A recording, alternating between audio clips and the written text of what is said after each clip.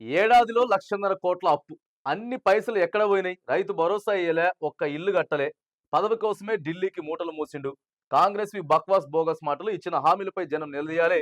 మనం అధికారం మాత్రమే కోల్పోయాం. పోరాట పటిమని కాదని చెప్పి తెలంగాణ భవన్‌లో కేటీఆర్ నిన్న చెప్పిండు. సరే కేటీఆర్ చెప్పేది పక్కకు పెడితే నిజంగానే మరి 1,50,000 కోట్లు ఏం చేశారు సార్? ఏమిచ్చిర్రు? రైతు భరోసా ఎట్లా ఇయలే. ఆ తర్వాతొచ్చి మహిళలకి 2,500 ఇయలే. ఆసరా పెన్షన్‌లు పెంచలే. లేకపోతే ఏదైనా పెద్ద ప్రాజెక్ట్ ఏమన్నా కట్టారా ఈ సంవత్సరం 14 నెలలల్లా?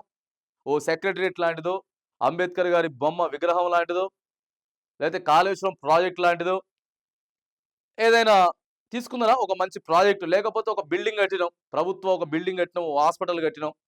ఓ 5,00,00,000, 10,00,00,000, 20,00,00,000 పెట్టి. ఉందా? ఏడన్నా ఉందా? మరి దేనికైపోయినాయి? పైసలు ఎటు పోయినాయి సార్ మరి? మొన్న జరిగినటువంటి మహారాష్ట్ర ఎలక్షన్స్ కొన్ని పోయినాయా? ఇప్పుడు జరగబోయేటటువంటి ఢిల్లీ ఎన్నికలకు కొన్ని పోతున్నాయా? తెలంగాణ పైసలు, తెలంగాణ ప్రజల సొమ్ము ఏమైపోయింది? సమాధానం చెప్పాలి దీని మీద. పిన్ టు పిన్ను ప్రతి రూపాయి, ప్రతి రూపాయి గూడా రాష్ట్ర ప్రజలకి ప్రభుత్వం లెక్క జెప్పాల్సిందే.